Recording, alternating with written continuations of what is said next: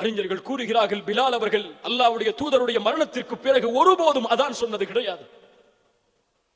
Umar அவர்கள் ஒரு முறை பின்னால் காலத்திலே ஒரு முறை சந்திக்கிறார்கள் பிலாலை. பிலாலே, கொஞ்சம் அதானை கூறு எங்களுக்கு. ஆரம்பிக்கிறார், அல்லாஹு அக்பர், அல்லாஹு அக்பர், அஷ்ஹது அல்லா இலாஹ இல்லல்லாஹ், அஷ்ஹது அல்லா இலாஹ இல்லல்லாஹ், அஷ்ஹது அன்ன முஹம்மதர் ரசூலுல்லாஹ் என்ற அதானுடைய வரிகளை தொடர்கிறார். அஷ்ஹது அன்ன முஹம்மதர் ரசூலுல்லாஹ் என்ற வரியை தாண்டி அவரால் செல்ல முடியும். ஏன்? நான் உயிரோடு இருக்கும் பொழுது இந்த வரியை நான் உச்சரித்தால் முஹம்மது ரசூலை பார்த்து விடுவேன் பள்ளியிலே. இப்போது எங்கே பார்ப்பேன்? அல்லாஹு அக்பர். அதானை முடிக்கிறார். அந்த நாளில் ஒட்டுமொத்த மதீனாவும் ஒட்டுமொத்த நபித்தோழர்களும் அழுகிறார்கள்.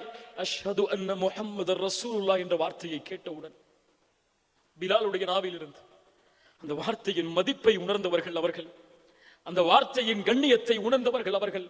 1000 முறை அதான் சொல்லப்படும் ஸல்லல்லாஹு அலைஹி வஸல்லம் என்று ஒரு ஸலவாத்தை முஹப்பத்தோடு சொல்வதற்கு கூட எங்களுக்கு நேரம் கிடையாது.